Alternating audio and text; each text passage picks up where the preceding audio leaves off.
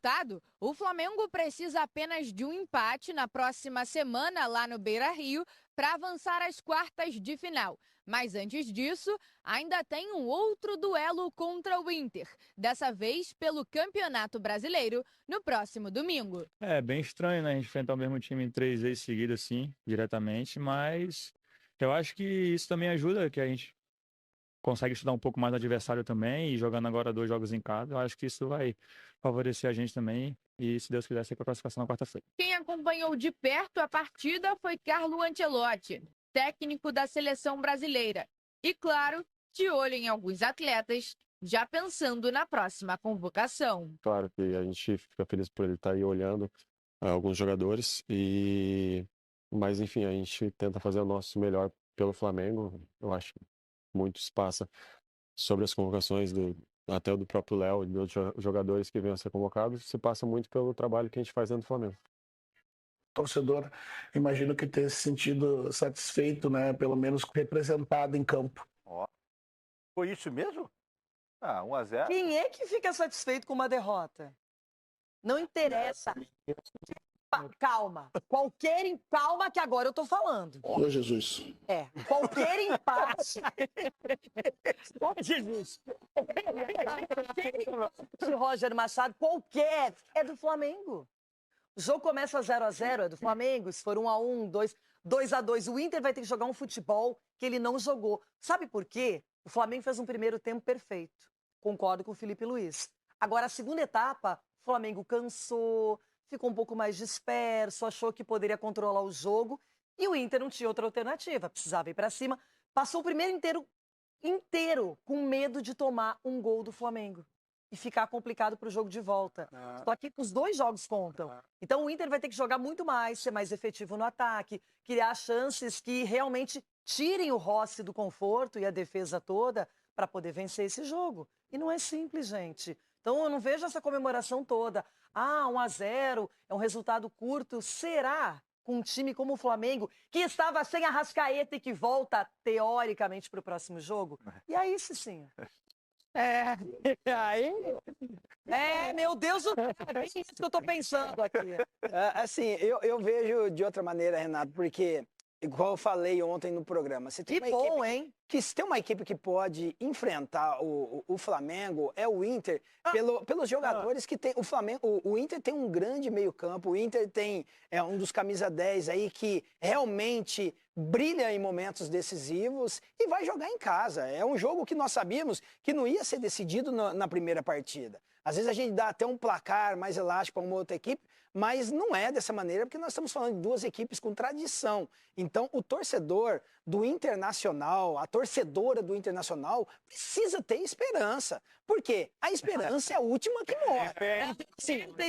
Eu quero ter um futebol de qualidade, um futebol Mas que eu teve? do Flamengo, porque não tem. Não tem. Perdemos de 2-1 para o Fluminense na Copa do Brasil e depois, no Rio de Janeiro tudo será diferente. No máximo um empate e olhe lá. Mas você é amiga minha ou amigo da onça? Eu tô tentando te ajudar, ué. A onça tá bebendo água, Cicinho. A onça tá bebendo água. Agora é a hora da onça beber água. A onça vai beber água. Não, mas eu acredito num grande Acredita no quê? segundo jogo do Inter. Agora. Se vai ganhar, lógico que tá jogando contra uma grande equipe. O Flamengo é uma grande equipe, é melhor time do que o Inter. Mas o Inter pode muito bem fazer uma boa apresentação à frente do seu torcedor e fez um bom segundo tempo. O primeiro tempo, ok, o Flamengo dominou, porque tá jogando em casa, tem que expor, né? Tem que se expor, tem que colocar saiu barato um jogo. no primeiro tempo, Cicinho. Todos os jogos vai ser, o Palmeiras vai jogar hoje fora de casa. A equipe adversária, mesmo sendo inferior, vai se propor a jogar, porque tá jogando em casa. O Inter vai ter que sair pra cima do ser feito. time, Cicinho, que você viu ontem como é que... Agora, o Inter tem problemas sérios dessa bola aérea, não é defensiva, e acabou pecando no jogo por um lance, uma cobrança de escanteio, e o Bruno Henrique com toda a liberdade para poder cabecear e fazer o gol do Flamengo, gol que definiu o placar. De resto, eu queria também valorizar o Rocher, jogou uma partida de goleiro titular da seleção uruguaia, Edu. Sim, o Rocher, e que você falou, né, é um detalhe, né, uma bola parada, uma desatenção ali dentro da área, que de repente coloca um resultado 1-0, ok, mas Se não toma o gol ali numa bola parada, o Inter de repente ia levar o jogo e tal, e um 0-0, pô, seria muito bacana pro segundo jogo, né? Agora, numa bola parada, desatenção na marcação ali, tem que estar junto. Ô, Matias, não pode dar espaço, principalmente pro Bruno, que cabeceia muito bem, é um dos jogadores que mais faz gols de cabeça no Flamengo, acho que, se não me engano, 30 gols com a camisa do Flamengo de cabeça. Você não pode, dentro da área, deixar um jogador como esse livre. Mas, assim, analisando o jogo, Renato, a postura do Inter, todos nós sabíamos que ele ia jogar defensivamente, ia jogar por uma bola. Pena que tomou aquele gol de bola parada. Mas no segundo tempo, aí criou coragem. Mas por que não coloca desde o início essa coragem? Pena. O que é a sua melhor defesa é o quê? É o ataque. Marca o Flamengo lá na frente também.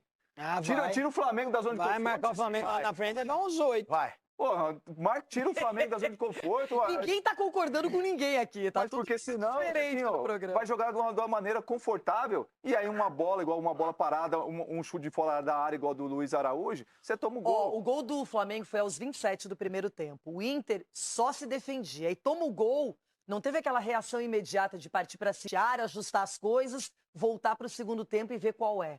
Só que o Inter não teve nenhuma oportunidade para fazer esse gol de empate. Uma oportunidade clara, incisiva. Não criou chances em que a defesa do Flamengo trabalhou demais. Não teve nenhuma jogada trabalhada, uma tabela. O Alan Patrick não conseguiu pifar, como eu gosto de falar, nenhum dos atacantes. Então, realmente, o Inter, ele teve mais posse de bola.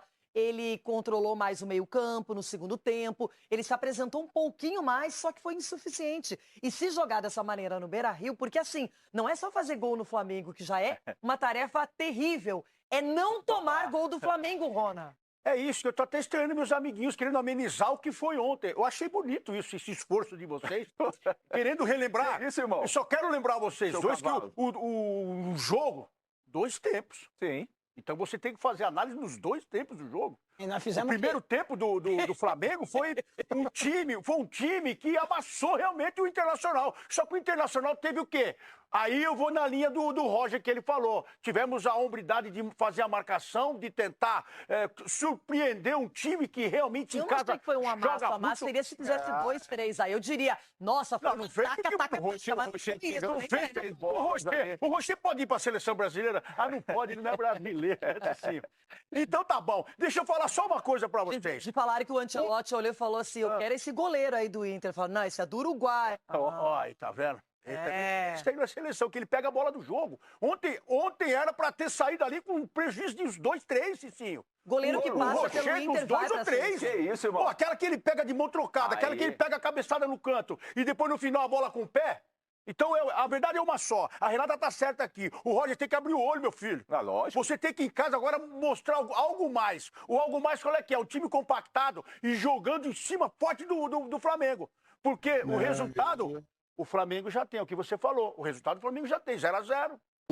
Mas de jeito, não quer. Tem que colocar o time pra cima, sim. E vai ter agora no domingo, né, o confronto. Ele pode colocar até o time reserva. Treinamento de luxo para Flamengo e Inter para Libertadores. Quem diria o destino e as tabelas de campeonatos diferentes se encontraram.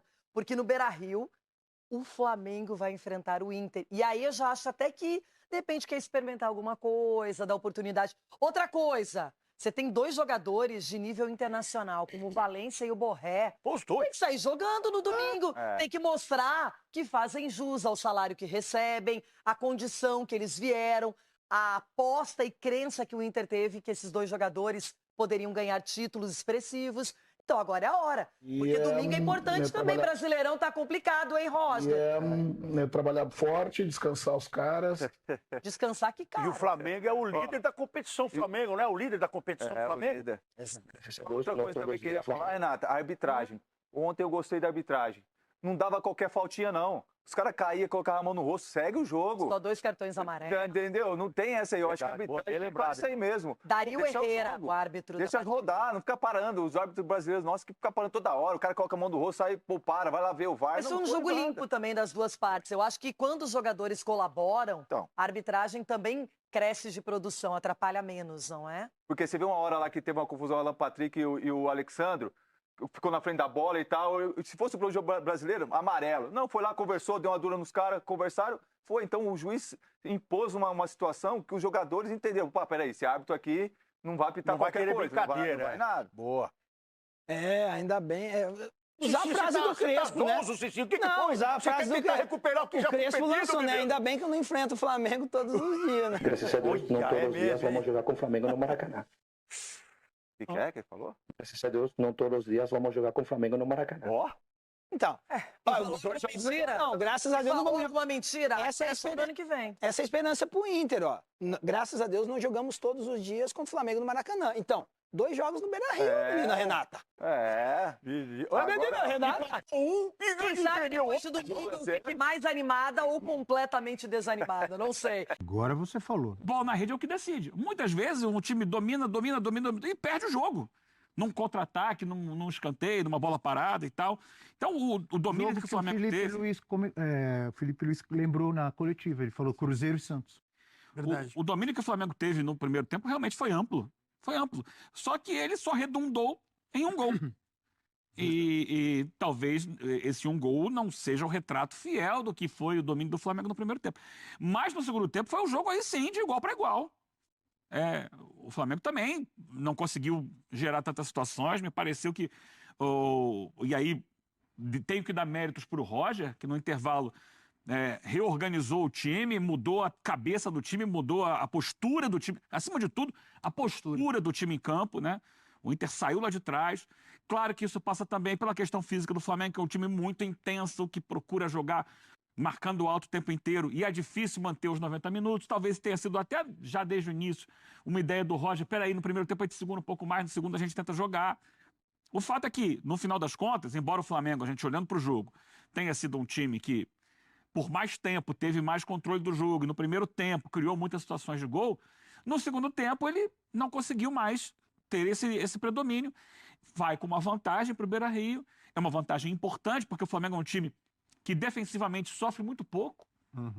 Ele consegue se sustentar bem defensivamente. Então, um gol é uma vantagem significativa, mas é a vantagem mínima.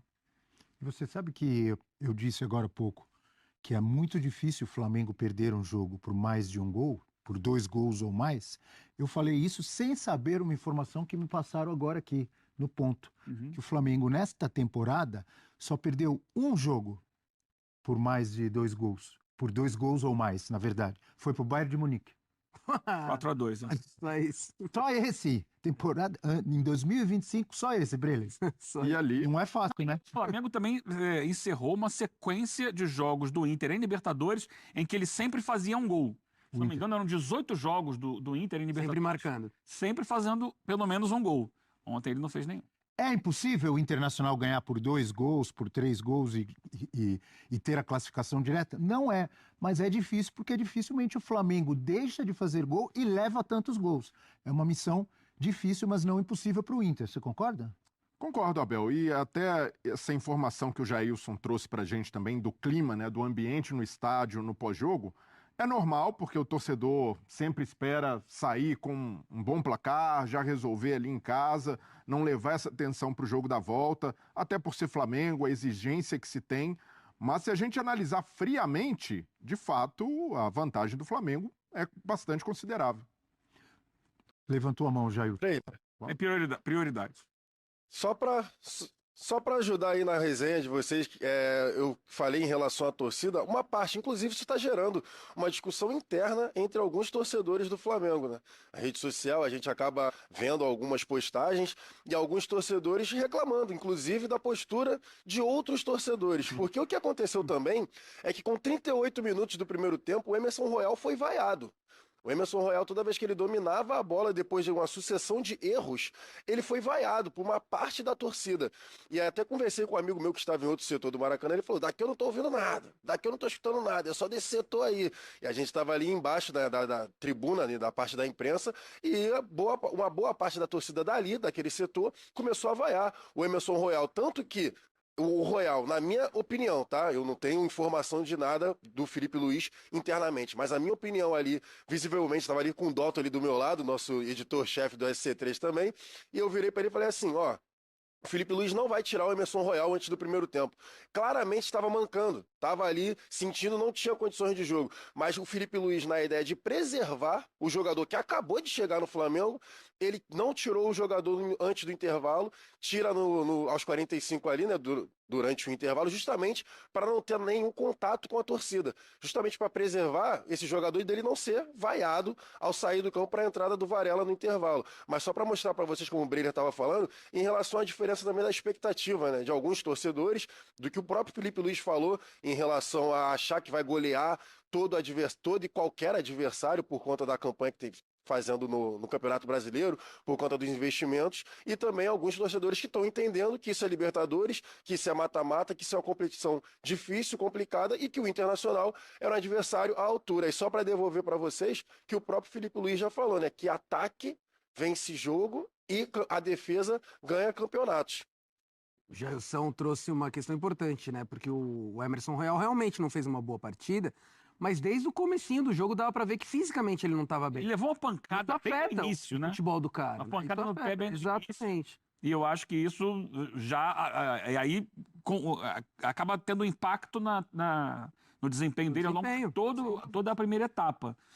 Mas eu já imaginava, ontem a gente debateu aqui sobre isso no Varela. Eu imaginava que ele fosse começar o jogo com o Varela. Até porque o Emerson jogou no final de semana. E é uma exigência. E ele é um jogador que está em adaptação, está em crescimento, né, Jailson? E achava que a bola de segurança era o Varela, que tem mais entrosamento com esse time. Tanto que eu acertei no Alan, acertei no Bruno Henrique, que muita gente falou, que surpresa, o Bruno Henrique no comando do ataque. E eu já ontem dizia aqui, para mim era o Bruno Henrique, mas eu achava que era o Varela. Acabou sendo. No segundo tempo foi o Varela. Agora, essa questão que a gente... Então, me surpreendeu o Eugênio. Diga lá, Gelson. Desculpa interromper, Joãozinho, mas só para falar com o Eugênio que me surpreendeu a escolha do Royal por conta do Wesley. Wesley e Bernabé, né, pelo lado esquerdo, dois muito rápidos pelo lado esquerdo ali, e o Varela marca melhor do que o Royal. Então eu imaginava também, assim como o Eugênio falou, eu imaginava que o Varela fosse ser o escolhido como titular e não o Emerson Royal. Agora, essa questão da expectativa, eu sempre falo aqui, até o Dimas no nosso puxeta do YouTube da ESPN, a frase que grandes expectativas geram grandes frustrações. O Flamengo realmente fez um primeiro tempo primoroso, que dava para ter sido mais de 1-0. Ali, algumas finalizações, uma finalização do Alan por cima que poderia ter tido mais sucesso no alvo, etc. Só que eu entendo a torcida do Inter fazer essa festa no final do jogo pelo que foi o primeiro tempo, né, Jailson? Se você analisa uma pessoa que assistiu o primeiro tempo torcendo pro Inter, fala, meu Deus do céu, a gente escapou, não é não? Com certeza, João, porque o final ali, né? O final do primeiro tempo, a torcida do Inter um pouco mais calada, mas obviamente tentando ali empurrar a sua equipe, até porque o número era consideravelmente menor, mas o final, ali nos 10, 15 minutos finais do jogo como um todo, só a torcida do Inter cantando ali, meio que comemorando de verdade o 0-1, né? A gente pode falar assim, mas comemorando, e a torcida do Flamengo, alguns já indo embora, outros ali mais frustrados com o resultado, porque a expectativa por conta do primeiro tempo era de um resultado, né, maior, uma vantagem maior para o jogo da volta. E assim, o segundo tempo causou estranhamento, e aí eu acho que fica muito por conta do declínio físico. Acho que é muito claro, porque o Flamengo volta para o segundo tempo muito atrás. O Inter não fez muita força para ter a posse da bola, de marcar pressão, enfim, o Inter adiantou um pouco as linhas de marcação. O que ficou sentado na própria área ali no primeiro tempo, adiantou um pouco, chegou ali no meio campo e o Flamengo já teve dificuldade. Eu achei que recuou muito a equipe do Felipe Luiz, não sei, até por conta do cansaço, porque, por exemplo, o Samuel Lino mesmo sai forma assim, cedo, né? Ali eu acho, né? Eu não lembro agora exatamente o tempo, mas acho que foi ali por volta dos 20, 25 minutos no máximo do segundo tempo. Aí ele tira o Samuel Lino, que era a válvula de escape do time pela esquerda, mas também já demonstrava cansaço. O Plata, que revezou na função ali com o Luiz Araújo de ser um arrascaeta, né? De ser um segundo atacante, um cara que organizava um pouco mais de trás, também estava muito cansado no momento que saiu. Até ficou um pouco a mais para mim, porque ele já parecia sem pernas. Então, me pareceu, vendo ali do Maracanã, um declínio físico muito claro da equipe do Flamengo, E aí o Internacional aproveitou, subiu um pouco as linhas, começou a incomodar um pouco mais. Mas o incomodar que eu digo é mais pela posse da bola. Sim. E não com tantas chances criadas, porque o Inter também não gerou tantas chances assim. Mas, obviamente, tendo mais de 90 minutos agora no Beira-Rio, a torcida comemorou no final da partida. Quero ouvir um pouco mais o Breler também, mas antes do Breler falar, jogar para um lado de personagens, destaques desse 1-0 para o Flamengo, começando com o autor do gol, Bruno Henrique, histórico jogador do Flamengo, com uma coleção de títulos e de gols na Libertadores também. Só o Gabigol fez mais gol que o Bruno Henrique com a camisa do Flamengo na Libertadores. Na hora que precisa, ele aparece. Em mata-matas da Libertadores desde 2019, o Bruno Henrique tem 12 gols, 16 participações em gols. E aí lidera ações na área rival, dribles tentados, duelos vencidos, duelos aéreos vencidos e fica em segundo em grandes chances com 20. Só perde, ali embaixo está lá na tarja, amigo Breler, para Gabriel Barbosa, que hoje é jogador do Cruzeiro. Continua sendo decisivo. Ontem a gente estava na dúvida, acho que muita gente estava em dúvida. Pô, vai jogar o Pedro, vai jogar o Bruno Henrique. O Eugênio apostou ontem de manhã que entraria o Bruno Henrique, o Eugênio acertou. E o Felipe Luiz acertou, Breler, porque ele apostou e o cara decidiu. Só um dado aqui, antes do Breler, se você me permite, Abel. Manda, claro. 65% dos gols do Bruno Henrique na Libertadores foram no mata-mata, fases finais, né? Daí pra frente. São 23 gols em Libertadores, 15 em fases decisivas, portanto aí 65%. Ele é o cara que decide, né? Em momentos grandes. Sem contar que é o Mr. Clássicos também, né? Também tem essa, né? Também tem Carrasco dos rivais. E ontem é um gol que tem muito do mérito do Bruno Henrique. O Bruno Henrique não é só um ponta, um atacante rápido. Ele tem muita presença de área também. Quando jogava com o Gabigol, era dessa forma, né? Ele preenchia muito bem ali os espaços, fazia muito gol de cabeça. E tem um mérito gigante, como o Johnny falou, do treinamento de bola parada do Flamengo. Quando o jogo enrola, quando o Flamengo não consegue finalizar, o Felipe Luiz tem contado com essa cartada, que é a bola parada muito bem explorada. Já na batida do Luiz Araújo, Luiz Araújo tem sido muito preciso. Qualquer bola parada, qualquer gol de bola parada, para mim, tem na batida pelo menos 50%. Sem dúvida. Sem dúvida. 50%. Assistência conta muito. E o detalhe assim diferentes jogadores têm finalizado nessa cabeçada, né? Danilo já fez, Léo Pereira, Léo Ortiz, Bruno Henrique. E essa bola parada do Flamengo, um detalhe. Não é, por exemplo, como a gente vê na Inglaterra, o Arsenal faz muito isso. Corre um para cá, corre outro para lá, não sei o que, muita movimento. Não. Normalmente é um foco em um jogador. A bola vai na cabeça daquele jogador. E aí outros estão ali para desviar a marcação. E assim, a gente vê esse retrospecto do Rodrigo Caio, né, como um auxiliar responsável pelas bolas paradas. E aí tem o trabalho do batedor, porque o Luiz Araújo tem lembrado muito o Scarpa na época do Palmeiras, né? Um Verdade. Cara muito feliz ali no efeito, no repertório de batidas, ele varia bastante entre primeiro pau, entre jogar no centro da área, entre jogar no segundo, ele tem essa batida muito boa e com variação. E o Rodrigo Caio trabalha muito bem os sistemas de bloqueio, porque ontem os zagueiros do Flamengo não foram nessa bola para cabecear, eles foram para bloquear os zagueiros do Inter de chegar no Bruno Henrique. Então foi uma jogada realmente calculada, não foi ali no aleatório, bateu para a área, o Bruno Henrique subiu mais do que todo mundo. Os zagueiros desempenharam um papel de bloqueio e isso mostra também, exato, e mostra também como é importante ter nessas horas o feeling de quem conhece do campo, porque o Rodrigo Caio, ele era um exímio jogador no jogo aéreo, sem ter grande estatura, mas por ter leitura de espaço e por saber exatamente onde a bola vai. O zagueiro que tem esse tempo leva muita vantagem, e os zagueiros do Flamengo não só têm se tornado esses finalizadores, Léo Ortiz e Léo Pereira sempre dão trabalho aos marcadores, mas também em alguns momentos, eles ajudam a confundir a marcação, como foi ontem, atuando como esses bloqueadores não só de espaço, mas também de adversários. Para mim, uma jogada perfeita, mais uma do Flamengo. E isso, porque o torcedor muitas vezes fica, tá faltando repertório ofensivo, tá faltando finalizar mais. Mas bola parada também é repertório. Opa. E o repertório do Flamengo nesse aspecto tem sobressaído, mérito do Felipe Luiz e mérito também de comissão técnica de Rodrigo Caio por trabalharem exaustivamente esse tipo de jogada. E claro, dos jogadores que têm treinado sob o comando deles e executado bem o que eles treinam, né, no dia a dia executado nos jogos. Eu quero continuar falando sobre o gol, sobre a bola aérea, sobre esse gol específico de ontem que decidiu o jogo, mas olhando um pouco para o outro lado. Antes do programa, a gente está vendo aí o lance. Conversando com o Johnny... Olha lá o trabalho dos zagueiros, até mesmo do Alexandro, que está ali, ó. Ele está fazendo um movimento para evitar que, se não me engano, o Vitão, que está ali na jogada, suba. Então, Mas o que eu queria perguntar... O Johnny falou, o Ricardo Matias está ali, ó, camisa 49, tá vendo?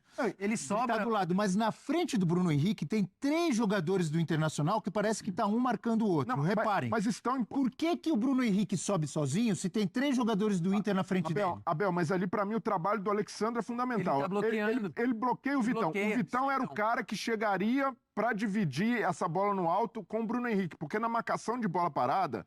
Existe quem vai pegar ali os zagueiros, né, fazer a marcação individual, e existe quem vai ficar livre para subir. O Ricardo Matias... Entre esses 3 e o Bruno Henrique tá o Alexandro, atrapalhando os caras. Então, isso daí mata, porque o Alexandro, ele sabe, ó, eu não vou chegar na bola, mas eu vou bloquear. Eu vou atrapalhar. E ali o Bruno Henrique é o cara da finalização. Para mim, Ainda assim, são 3 caras. Sim. Tá o Alexandro, 3 jogadores do Inter na frente dele e ao lado tá o Ricardo Matias. Mas A questão ali é que você não sabe... Uma falha de marcação, não é? Você não sabe onde essa bola vai parar. A gente fala assim, os jogadores do Flamengo que correm para a primeira trave, como o Léo Ortiz está marcado ali, essa bola pode vir na primeira trave também. E eu acho que essa é a grande questão. E é muito difícil o Inter de marcar. não sabe se a bola vem para o desvio na primeira trave, se vem mais centralizada, como veio agora, se vem mais para frente, se vem mais atrás. Então o Flamengo dá essa opção, são 2 jogadores que correm para tentar o desvio na primeira trave e ela não vem na primeira trave, mas ao mesmo tempo você está segurando ali a possibilidade do Bruno Henrique, que é para mim um dos melhores, se não o melhor cabeceador do time do Flamengo, ter espaço para subir e cabecear. Sim. Então são várias situações.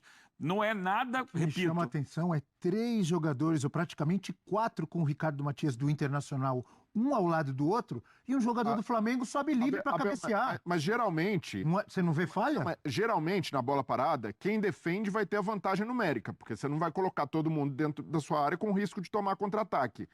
Então, quando a jogada precisa ser muito bem treinada, para você levar, para quem ataca, levar a vantagem. E é muito difícil também, por outro lado, o Roger Machado falou, a gente precisa trabalhar melhor essa marcação.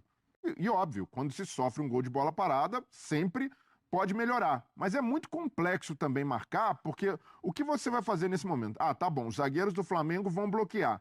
Então eu vou colocar alguém... Do Inter, os zagueiros do Inter. Não, do Flamengo. Do Flamengo. Bloquear são os vão bloquear. O que você faz nessas horas? Legal, eu vou colocar os meus marcadores mais altos nesses caras e mais fortes para evitar esse bloqueio. É aí que entra o Ricardo. Então, mas eventualmente também você pode usar um jogador de menor estatura para ser o finalizador da jogada, para ficar livre. Então, é muito difícil de marcar. O Ricardo Matias tem 1,92 m. Pensa aí o... Viu, Jailson? O Ricardo Matias, não tô jogando a responsabilidade só nele. Claro que não. Mas eu tô só me lembrando da altura dele e vou passar a bola para outro gigante. Maior que o Ricardo Matias. Acho que o Jailson é mais alto que o Ricardo Matias. Jailson, você na área teria evitado esse... Eu nunca falei em bola parada, no chuteira de ouro. Não, porque eu sou terrível. Eu não sei cabecear mesmo com esse tamanho todo. Eu só sei defender. Se for cabecear, depender de mim para fazer o gol de cabeça, coitado do meu time. Eu, inclusive, sou cobrado por isso, mas eu só atrapalho os outros, entendeu? Eu só abro espaço e o pessoal, quem cabeceia bem, né, que geralmente faz os gols de cabeça. Eu queria aproveitar que vocês estavam falando, 2 pontos, né? Impressionante como o Bruno Henrique também... como ele cresce em Libertadores, né? Primeiro para falar do Bruno Henrique, depois da questão da bola parada.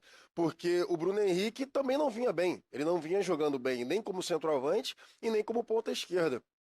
E ontem, ele foi a principal válvula de escape ali, principalmente quando o Flamengo estava com muita dificuldade de criar, né, de dar passe à frente. O Flamengo utilizou muito do facão do Bruno Henrique nas costas da defesa do Inter, porque o Bruno Henrique, diferente do Pedro, né, o Bruno Henrique tem a velocidade quando tem espaço. O Pedro é aquele cara que vai reter um pouco mais a bola. Então ontem, muitas vezes, o Bruno Henrique foi utilizado naquela diagonal, que a gente fala, né, que é a saída ali de trás, para não ficar impedido, mas chegando à frente por conta da sua velocidade. Tecnicamente, eu ainda acho que o Bruno Henrique está bem abaixo do que ele já conseguiu entregar nas 2 funções, tanto como ponta esquerda quanto como centroavante. Mas fez o gol decisivo novamente. Lembrando que, se eu não estou enganado, foi a semifinal de 2022. O Bruno Henrique faz os 4 gols. Não estou enganado, foi contra o Barcelona de Guayaquil. Ele faz o 2-0 em casa e o 2-0 fora. Ele faz os 4 gols daquela semifinal, né, contra o Barcelona. Então, como o Bruno Henrique cresce na Libertadores. E o outro ponto em relação à bola parada, e aí para jogar para vocês também, para continuar o assunto, o Flamengo tem uma situação que também alguns outros times não têm. É muito difícil de saber quem será o alvo da bola parada. Por que eu tô falando isso? Porque você tem Léo Ortiz, você tem Léo Pereira, você tem o próprio Danilo, que agora tá lesionado, o Pedro, Bruno Henrique, o Alexandro também, são caras que cabeceiam muito bem. Então conseguem ali se desvencilhar da marcação e acabam cabeceando. Então eu fico pensando assim, né, o defensor tentando descobrir quem será o alvo da próxima jogada. Então aí também tem muito mérito do Rodrigo Caio, é claro. Tem muita gente para cabecear, para finalizar, né? Como é que... Isso atrapalha os defensores. É muito difícil, porque, veja bem, como é que você monta uma defesa numa bola parada? Normalmente, quase todos os times do Brasil fazem assim, né? Você pode fazer a marcação individual ou a marcação por zona. A maioria faz a marcação mista. Então, o que você faz? Você coloca ali 1, 2 jogadores na primeira trave, você coloca uns 3 ou 4 marcando a linha da pequena área, que é a área, o momento mais difícil de você marcar o cabeceio. E você destaca normalmente 3 jogadores para que fiquem colados nos principais cabeceadores do outro time, que normalmente se posicionam um pouco mais atrás e atacam o espaço para cabecear com impulsão na hora que a bola vem. Tinha alguém na primeira trave ali? Tem dúvidas. Você já tem. Que não é exatamente colado na primeira trave, é na quina da pequena área ali. Porque a bola que vai ali. Olha lá, tem 2 ali, ó, tá vendo? E tem os jogadores que estão na linha da pequena área.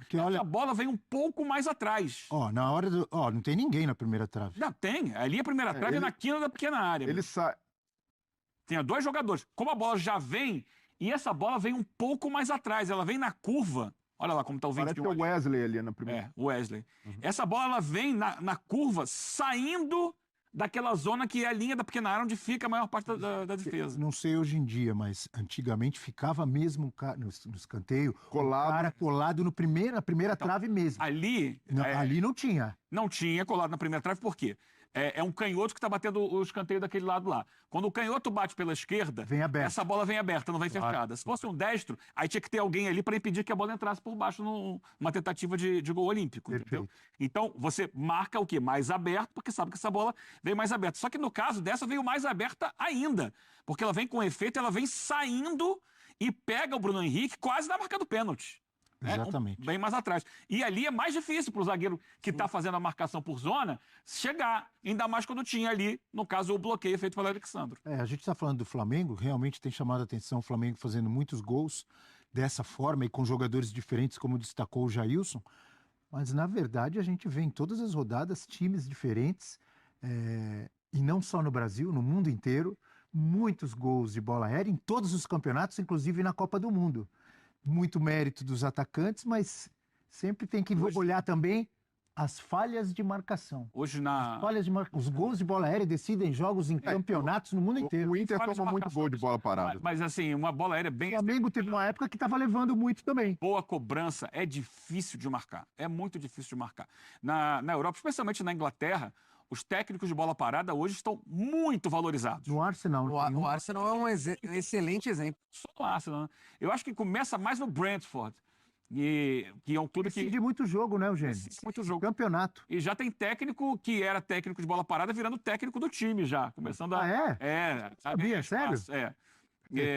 E esses caras hoje, se você vê a transmissão de Premier League, quando tem uma falta, um escanteio, a câmera mostra o treinador de bola parada, orientando ali e tal.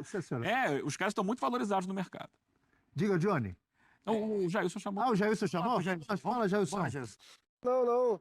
Não, eu nem chamei, não. É só. Eu dei risada por conta do que o Eugênio estava falando em relação à bola parada, porque agora tem as equipes que também nada se cria, tudo se copia, né? E assim, algumas equipes que copiam, por exemplo, a jogada que a outra equipe fez. Vou dar um exemplo, não sei se o Eugênio está citando vai lembrar, mas o Bournemouth faz um gol de bola parada, que é a cobrança curta no primeiro pau, e vem um desvio de calcanhar para trás, e o jogador, agora eu não lembro quem foi o jogador que fez o gol. E depois o Liverpool fez o gol igualzinho. rapidinho. Vem a cobrança e o Salah acaba terminando fazendo o gol, né, no desvio para trás. E assim, eu nem acho tanto assim falha da defesa. Do jeito que o jogo tá parelho hoje, em 90 minutos, eles se preparam tanto ali, né, para tirar a força ofensiva do adversário, eu vejo mais o mérito de quem consegue fazer esses gols em bolas paradas, porque de fato estão definindo os jogos. É isso, é executar bem o projeto, o plano. E não é só escanteio e falta, não. Outro dia a gente viu, para falar de gol parecido, o Flamengo sofreu um gol, inclusive, do Bragantino, numa saída de jogo, saída de segundo tempo, uma jogada idêntica ao que o PSG tinha feito alguns anos atrás. Há 2 ou 3 temporadas, se não me engano. Que foi o gol do Bragantino? Gol do Bragantino contra o Flamengo. Depois o Flamengo virou o jogo. Mas é uma saída de jogo que o John... Lucas Barbosa, Eugênio. O John faz o lançamento nas costas da defesa, o Lucas Barbosa ataca da direita para o meio e faz o gol. Igualzinho, exatamente do mesmo jeito que o PSG tinha feito. Não há pecado nem erro nenhum em você tentar copiar o que funciona. Perfeito. Claro que não. Não é verdade?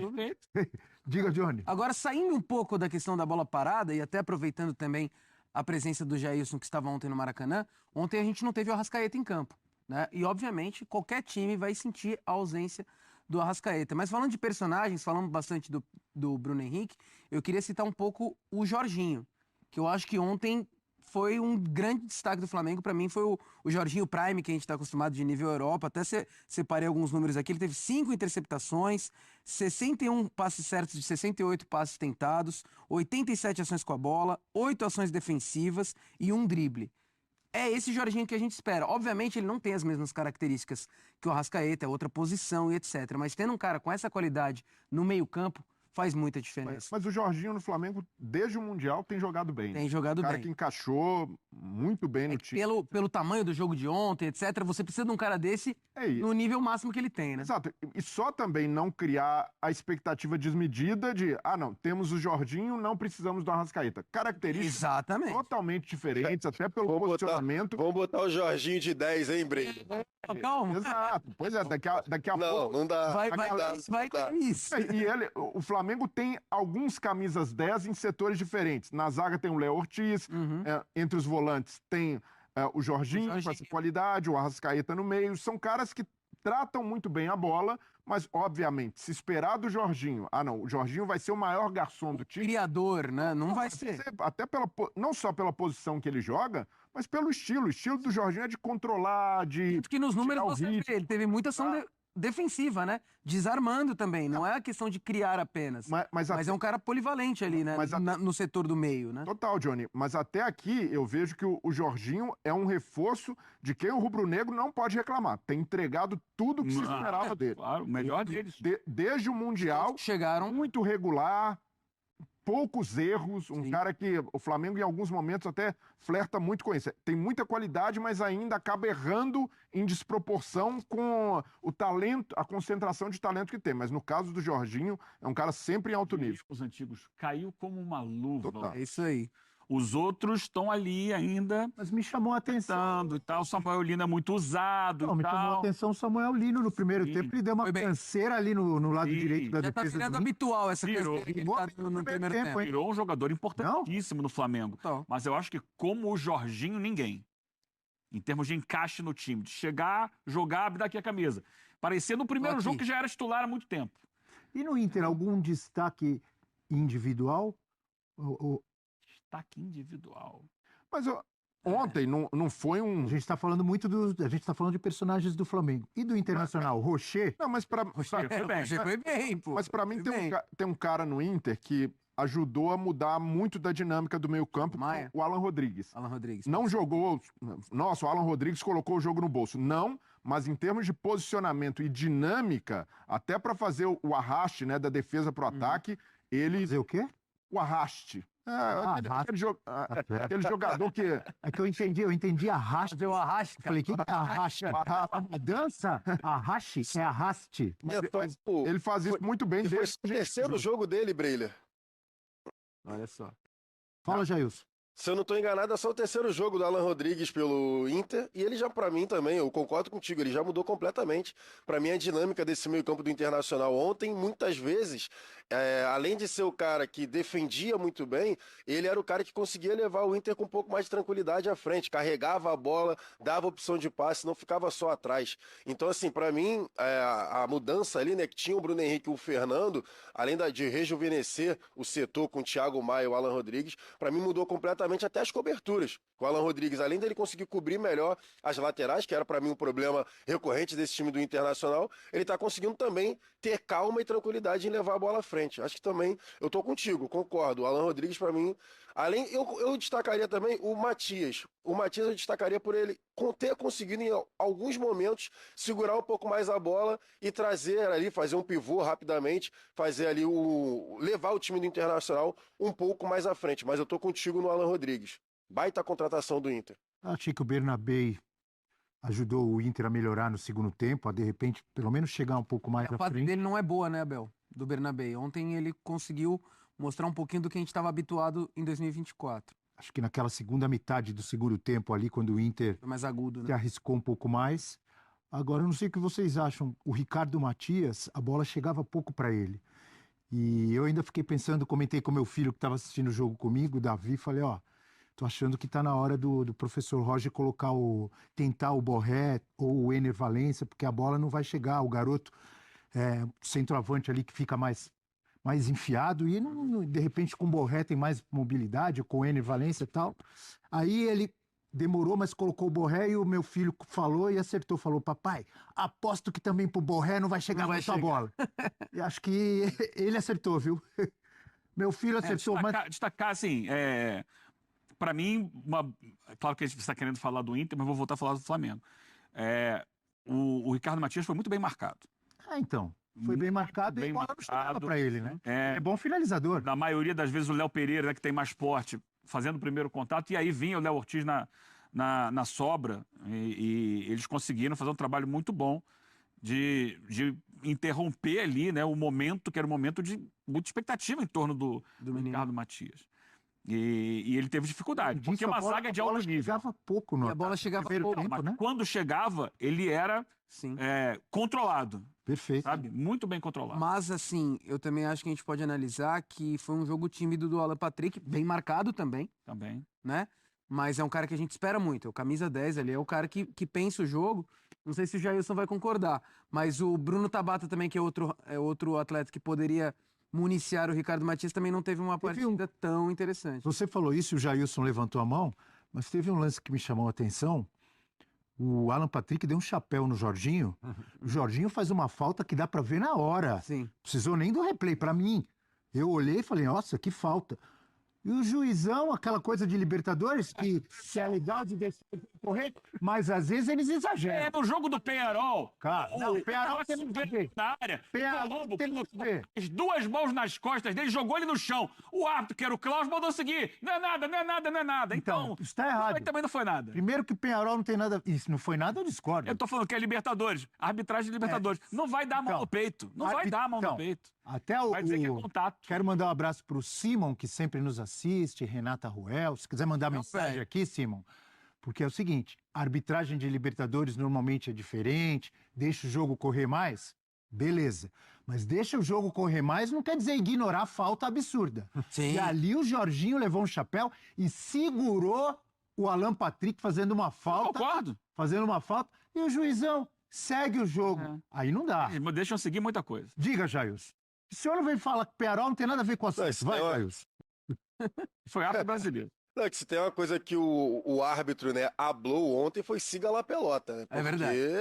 Esquece, ele deixou o jogo correr mesmo, tiveram algumas faltas durante o jogo, eu digo para os dois lados, mas o juiz, nesse quesito que vocês estão falando mesmo, de arbitragem de Libertadores, deixou o jogo correr. Na hora que eu levantei, na hora que o Johnny estava falando do Alan Patrick e do Tabata, achei até que o Tabata carregou demais a bola ontem. Sim. Em determinado momento e acabou errando alguns passes. Mas o Alan Patrick, para mim, novamente, chovendo molhado também falar do Alan Patrick, assim como falar do Jorginho do lado do Flamengo, peça fundamental no time do Inter, porque em determinado momento do primeiro tempo, principalmente, a bola ali queimando no pé de todo mundo do Inter, o Alan Patrick era a bola de segurança, era o único cara que não rifava a bola, era o único cara que não devolvia a bola pro Flamengo, era o cara que dominava a bola, tentava o giro, inclusive tomou várias butinadas para impedir o contra-ataque, né, do Internacional, com o Wesley principalmente pelo lado esquerdo, e o juiz não deu a falta, e ele também não caiu, ele entendeu que o juiz não ia marcar a falta, e ele continuava as jogadas.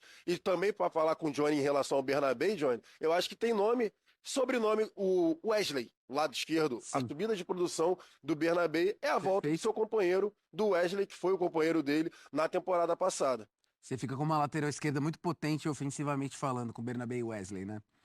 A gente vai ver no jogo de volta, os dois no Beira-Rio podem fazer uma fumaça ali.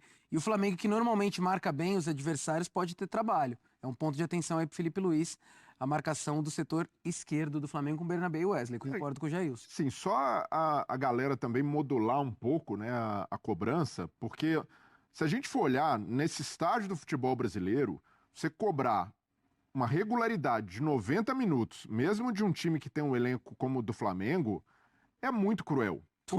Porque é o batido de jogos, o Flamengo vem de um Mundial de Clubes, em que chegou às quartas de final, volta, e aí é brasileiro, é Copa do Brasil, agora Libertadores. Tem elenco para isso. Mas tem 2 jogadores bons, no mínimo, para quase todas as posições. Mas assim, Abel, Felipe Luiz tem trabalhado bem isso. Tem elenco para isso, mas tem elenco, na minha visão, a cobrança interna tem de ser: queremos lutar pelo máximo de títulos possível. Isso aí tem de ser um mandamento. Agora, cobrar internamente que o time jogue 90 minutos da mesma forma como começa o primeiro tempo, não vai rolar. E aí temos vários exemplos. O Vasco, por exemplo, do Fernando Diniz, não tem elenco de fato, mas a cobrança lá é, o time baixa completamente, parece o outro no segundo tempo. E aí a explicação, mas o elenco é curto. Corinthians é a mesma coisa. Não tem tantas peças. As peças que entram não substituem a altura. Eu tô dizendo, o Flamengo é diferente. Corinthians o mesmo. Aí, no Cruzeiro. O Cruzeiro tá disputando a liderança do campeonato. O que a gente viu contra o Santos já aconteceu outras vezes, mas a gente percebe também que tem... O Botafogo também sofre com isso. Vai por aí. Então, o calendário é muito puxado, cara. Então, e esse é o ponto. Precisamos ser justos com um trabalho que está em bom andamento, porque as pessoas têm tentado pensar pequenos defeitos, e queda de desempenho no segundo tempo, um resultado que poderia ter sido melhor, o ataque não faz gol, falta de repertório ofensivo. Repertório ofensivo, para colocar o trabalho do Felipe Luiz num lugar em que não está, pelo contrário, está distante de ser um trabalho ruim ou cheio de deficiências. Então, é preciso também que as pessoas sejam justas na crítica. A evolução sempre, ainda mais num clube com a exigência do Flamengo. Agora, dizer que isso tá... Nossa, que coisa estranha o Flamengo baixando de rendimento no segundo tempo.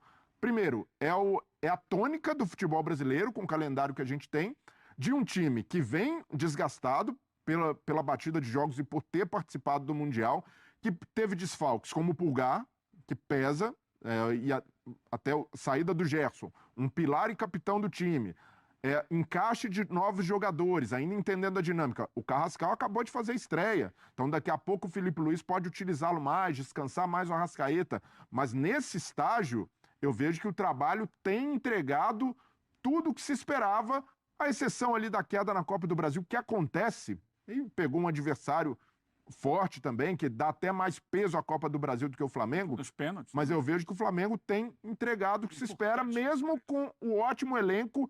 E, de novo, é preciso calibrar essas expectativas para que um trabalho que está num bom caminho não seja rifado por coisas desproporcionais. Só para finalizar o assunto, quero completar com o Eugênio aqui o assunto da arbitragem. Você destacou um lance do Penharol, eu brinquei, Penharol aqui não, mas você falou porque teve um lance semelhante a isso, em que foi uma falta absurda e o juiz não deu, é isso? Pênalti. No Penharol e Racing. Foi um pênalti. O jogador foi empurrado, o zagueiro Colombo colocou as 2 mãos nas costas do Max Silveira, empurrou, ele caiu no chão imediatamente. O árbitro, que era o Klaus, mandou seguir. Aliás, como várias outras faltas que ele mandou seguir. Mas só para pontuar sobre o que o Breno está falando, que é importante, diga. Tem uma frase que diz muita coisa sobre isso. O diagnóstico errado mata o paciente. Então tem muita gente que opina sem saber do que está opinando, sem conhecer o processo. Acha que tem que ser de outra forma. E aí, quando se segue esse diagnóstico errado, o paciente não consegue suportar. Vamos com